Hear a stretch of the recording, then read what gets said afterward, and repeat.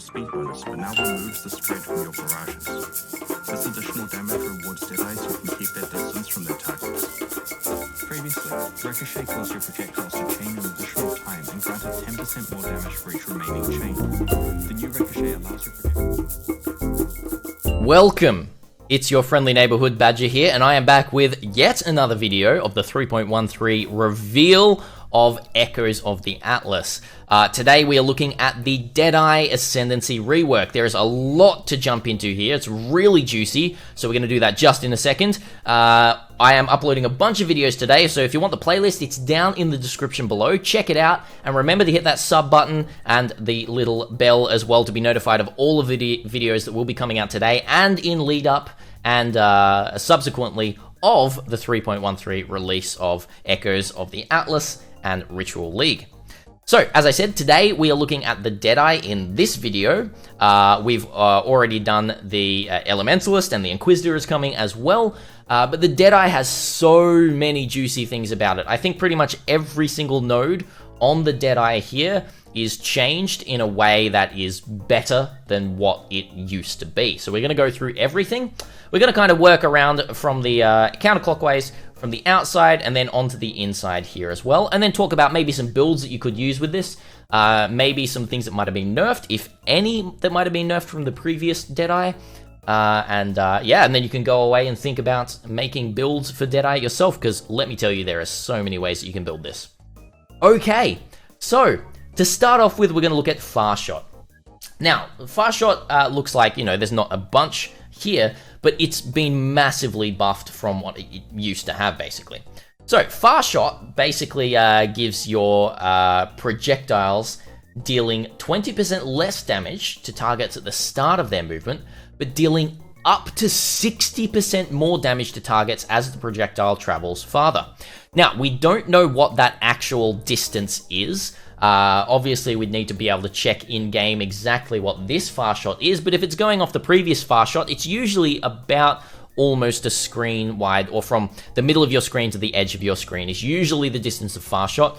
I can't remember the exact units, but it's absolutely insane. You can consider this a 60% more multiplier if your build always stays right back.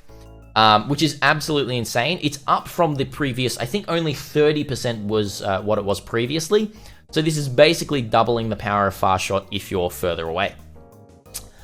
Next, moving on to Endless Munitions. Endless Munitions basically is changed a little bit from the previous Endless Munitions. If we have a look at the previous one here, which was, where is it?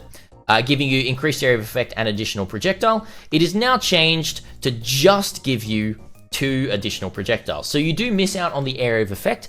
However, it's not many builds that were using that area of effect on Deadeye. If you're going Deadeye, you're mainly going for crazy amounts of projectiles or chaining and all of that kind of stuff.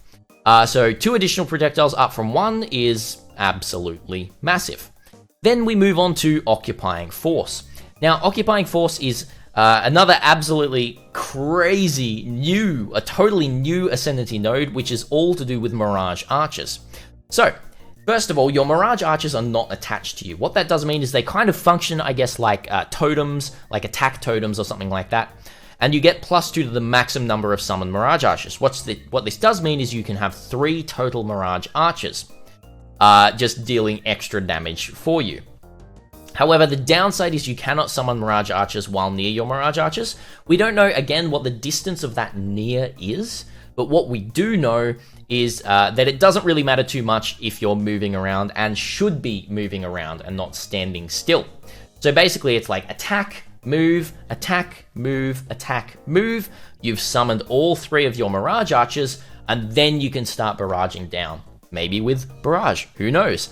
This, again, if used correctly, is a more multiplier with your Mirage Archers, especially if you're using the Mirage Archer. It's great for clear, and it's meaning that now Mirage Archer is an actual good support to use for solo DPS on bosses for ramp up, which is pretty insane. We're then going to move down into these 2 Ascendancy nodes here, which is kind of like what we had the Gathering Winds. So instead of Tailwind, we still get Tailwind, but we get a new extra thing called Gale Force. Gale Force is gained when you use a skill, and there's a maximum of 10 Gale Force. So, there is a 15% increased effective Tailwind on you per Gale Force, and on the end there, you and nearby allies have Tailwind. What this does mean, with 10 Gale Force, you have 150% increased effective Tailwind, which is actually a buff, if I am not mistaken. It's a buff from the 100% increased effective Tailwind here. So we're actually getting an extra 50% increased effective Tailwind with all of our Gale Force up, and then coupled with Wind Ward, which is really, really, really interesting here. So, Wind Ward is giving us 3% less damage taken per Gale Force, stacking up to 30% less damage taken.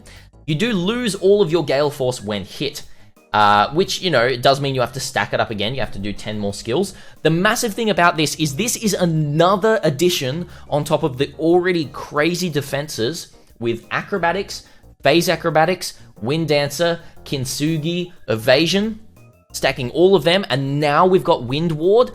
I would be surprised if you ever get hit with this. It's going to be once in a blue moon. That was a little bit of a joke, but it will actually feel like once in a blue moon you're actually getting hit with all of these additions. So the less damage taken is when you get hit, basically you're just going to not really take a bunch of damage. It's massively insane for huge evasion builds, but you would only take this if you have all of those other things. I probably wouldn't take this node unless you had Kintsugi. That's basically it.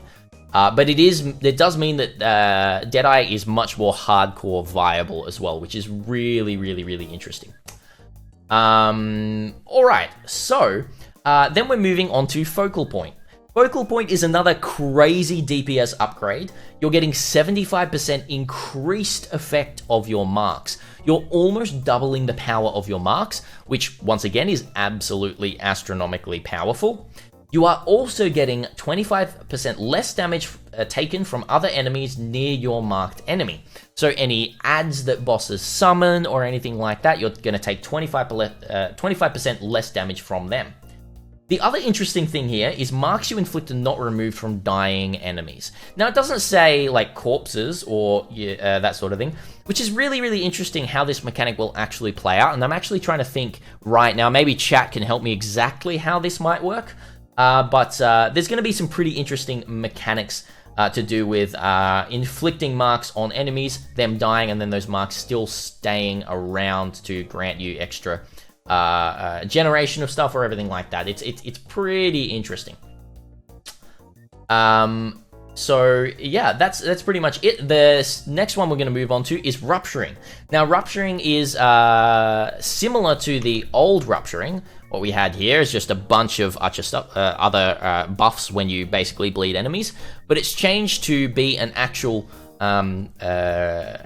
effect itself called Rupture. So critical strikes which inflict bleeding, also inflict Rupture. What Rupture actually means now is ruptured targets take 25% more damage from bleeding, and bleeding on them expires 25% more quickly for 3 seconds, up to 3 ruptures. So what that means is you can do 75% more damage from bleeding, and they expire 75% more quickly. This is absolutely insane for fast attacking Rupture builds. I'm thinking Rupture Barrage. I'm even thinking Rupture Barrage with Puncture. So Barrage support on Puncture, Barrage into Fast Shot, into Endless Munitions. The projectile barrages have no spread on Fast Shot, means that you can land all 8. You can basically stack up 8 projectiles, 8 Puncture projectiles, pierce them all, critical strike with them all to get bleeding on them all, to get your Rupture strikes up. It's going to be absolute craziness of damage. I'm really even thinking of that maybe even being a league starter. So basically what you would take for a Puncture Barrage crit build would be Rupturing, Fast Shot, Endless Munitions, and then Focal Point for Assassin's Mark on the boss as well. Which is absolutely crazy, all of the stuff that you can have there. That is pretty much the Ascendancy. Look, there's not a ton else to really talk about. Obviously, there's some big things here, like the projectile speed we are losing. But as you can see here, the 30% more damage has been increased to 60% more damage. We're then getting the extra, no extra chain. Oh, no, we are getting the chain. I missed the chain, Ricochet. Oh, my bad, we've got one more Ascendancy point. Ricochet. Skills chain one time, plus 1 times, and projectiles have a 30% chance to be able to chain when colliding with terrain. So if you've got a bunch of chain, your projectiles go off and hit terrain, they have a 30% chance to use up a chain to then rebound, which is absolutely crazy. The other thing though is the extra thing is we don't get 10% more damage for each remaining chain. So the boss damage from stacking chains is lowered. However, with the extra boss damage you get from Deadeye as a whole, it more than makes up for it. Absolutely crazy. This Ascendancy is... I can't really say too much more on it. It's bonkers. All I can think of is Tornado Shot is probably back. We're going to have some crazy thing with Bleed Bow Deadeye. Lancing Steel is absolutely insane now. Lancing Steel is crazy.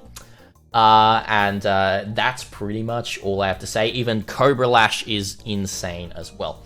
Thank you so much for watching, guys. There are more videos coming out today, but definitely check that link down below for the playlist of all the videos we're releasing today.